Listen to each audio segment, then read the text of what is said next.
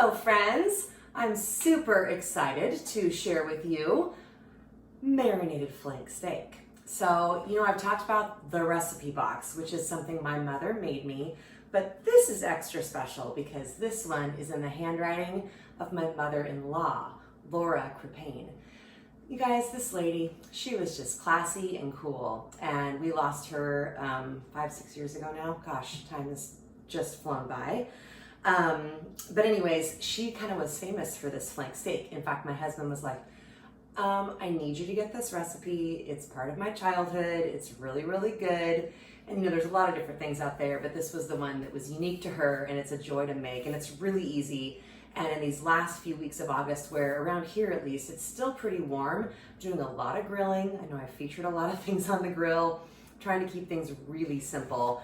Because it's hot and I don't really want to turn my oven on. So even next week I have one more thing before we get into, I think that'll take me through September, before we get into, doing some things back inside. So anyways, marinated flank steak, let's get started.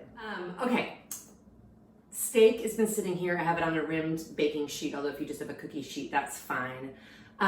So in the recipe, I love sometimes these older recipes because they aren't as specific.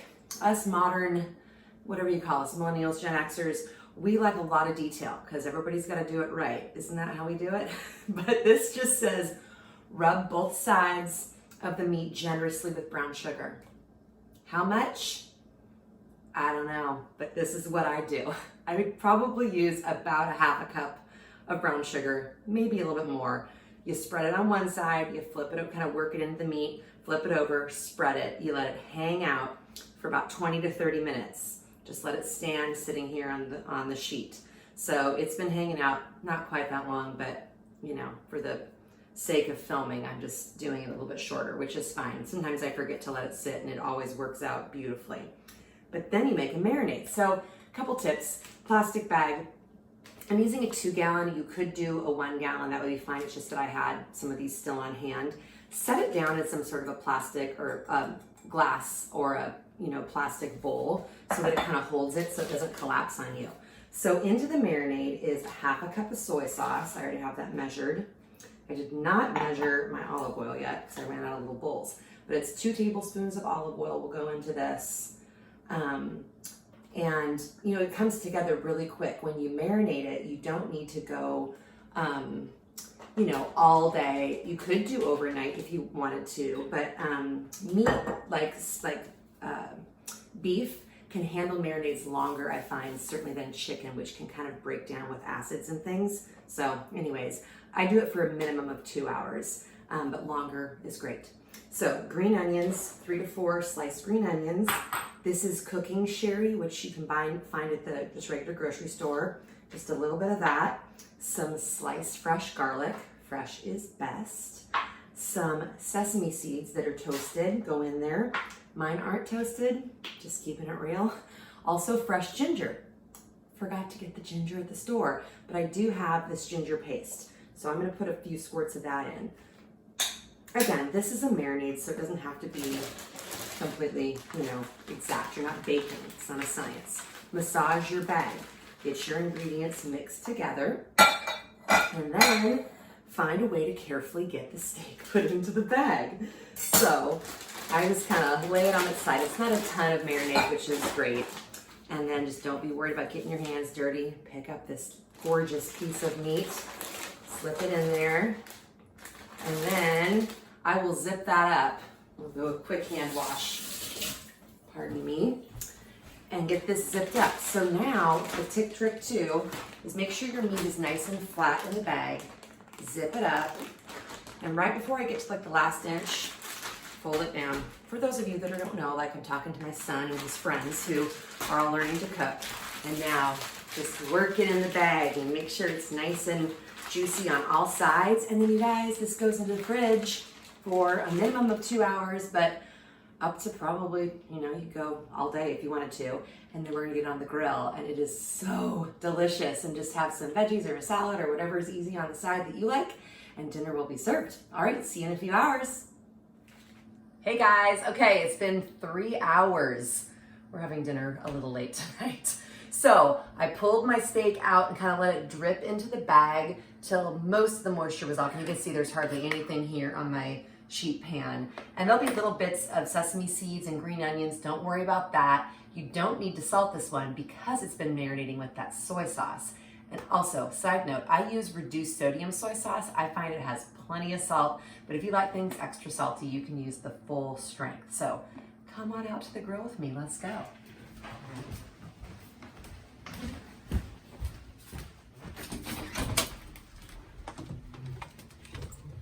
Uh-oh, it started to rain. What the heck? Okay, my grill is nice and hot. I've had it on like medium high. I'm gonna turn it to a medium and open it up. And there's already some olive oil on here, so I'm not gonna worry about oiling the grill, but if your grill can be testy, you can also spray a little nonstick spray on there. Lay it down. Hear the sizzle.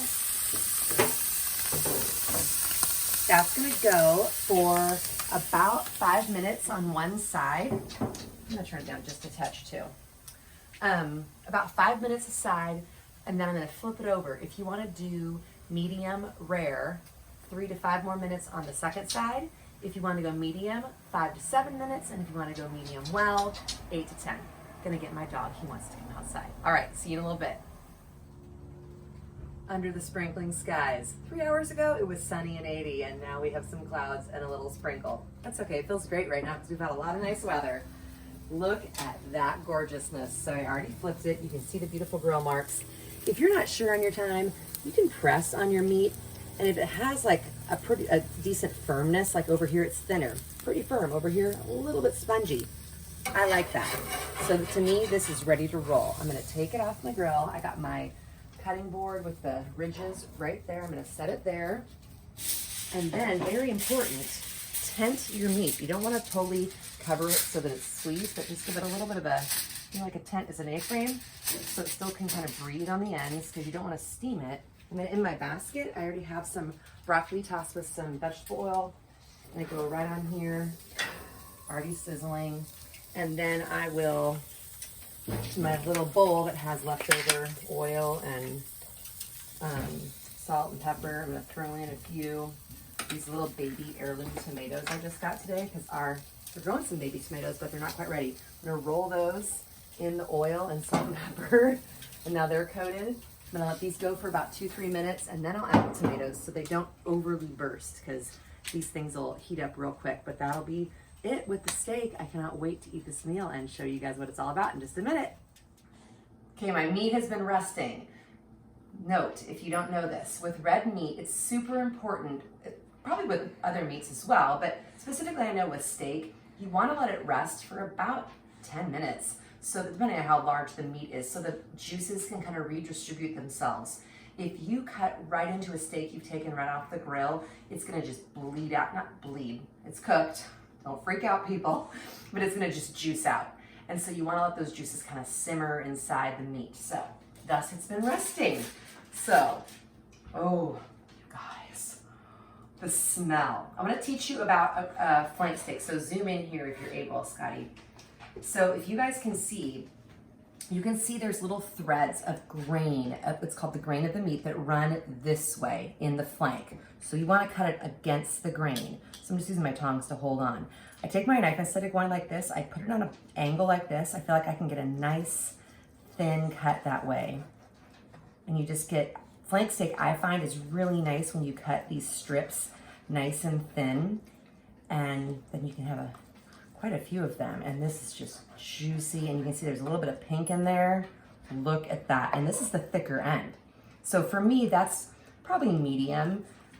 It's not too pink. Yeah, Tucker is all about this steak. So before I get too crazy, I'm gonna get in here for a little test taste for Mama. Oh, Tucker, I know it smells like heaven. Oh, you guys, I am like salivating, literally.